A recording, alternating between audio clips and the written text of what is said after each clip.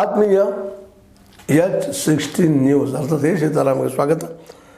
ನಾನು ನಿಮ್ಮವ MI ಅಥವಾ ಮಲ್ಲಪ್ಪ ಚೌಧರಿ. ಆತ್ಮೀಯರೇ, ಈ ಒಂದು ಸಣ್ಣ ಘಟನೆ ನೋಡ್ರಿ ಯಾವ ರೀತಿಯಾಗಿ ಯಾವ ರೂಪ ಪಡೀತದೆ ಅಂತೇಳಿ ನಮ್ಮ ಚಾಲಕನ ಮೇಲೆ ಮತ್ತು ನಮ್ಮ ಕಂಡಕ್ಟರ್ ಮೇಲೆ ಮರಾಠಿ ಬರೋದಲ್ಲ ಅನ್ನೋ ಕಾರಣಕ್ಕಾಗಿ ನಮ್ಮ ಮಾರಿಯಾಳದಲ್ಲಿ ಒಂದಿಷ್ಟೇನೋ ಗದ್ದಲಾಯಿತು, ಒಂದು ಸ್ವಲ್ಪ ಏನೋ ಜಗಳ ಆಯಿತು, ಹೆಚ್ಚು ಕಡಿಮೆ. ಅದಕ್ಕೆ ಮೂಲ ಕಾರಣ ಏನು?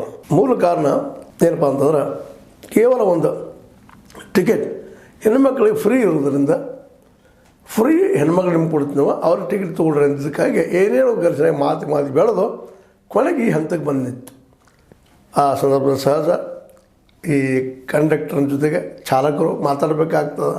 ಆ ಸಂದರ್ಭದಲ್ಲೇ ಕನ್ನಡ ಮತ್ತು ಮರಾಠಿ ಮೇಯ ಹೋಗಿಬಿಡ್ತು.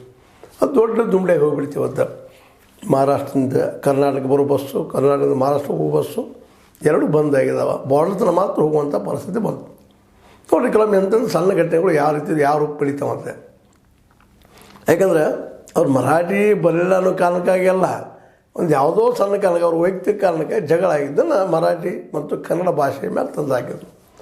ನಿಜವಾಗಿ ಇಂಥವು ಕಟ್ಟಿಸ್ಬಾರದ್ರಿ, ಅಲ್ಲಿ ತನಕ ಒಯ್ಯಬಾರದು, ಇದನ್ನು ಯಾವ್ಯಾವ ಜೋಡಿಸ್ಬಾರದಿದ್ರು. ಏನೋ ಒಂದಿಷ್ಟು ಅನ್ಯಾಯಕ್ಕೊಳಗಂಥ ಜನರಿಗೆ ಒಂದಿಷ್ಟು ನ್ಯಾಯ ಕೊಡೋ ಸಲುವಾಗಿ ಕಾನೂನುಗಳನ್ನು ಮಾಡಿರ್ತಾರಿಲ್ಲ ಅಂತಲ್ಲ. 7PC ಉದಾಹರಣೆಗೆ ಅದು ದುರ್ಬಳಕೆ ಆಗಬಾರ್ದು. ನಿಜವಾಗಿಯೂ ಅನ್ಯಾಯ ಆಗಿದ್ರೆ ಬಳಸ್ಬೇಕಂದ್ರೆ ಅಡ್ಡಿ ಇಲ್ಲ.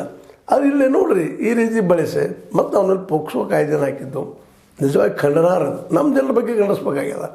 ನಂತರ ಮರಾಠಿ ಕನ್ನಡ ಮೊದಲಿದು ಆಗಬಾರ್ದು. ಯಾಕಂದ್ರೆ ನಾವು ಉಳ್ಕೊಳ್ಳೋ ಸಲುವಾಗಿ ಏನೋ ಸುಳ್ಳು ಕೇಸುಗಳು ಹಾಕೋದು, ಮತ್ತೇನು ಮಾಡೋದು, ಇದನ್ನು ಎಷ್ಟು ಜನ ತೊಂದರೆ ರೀ. ದಿನ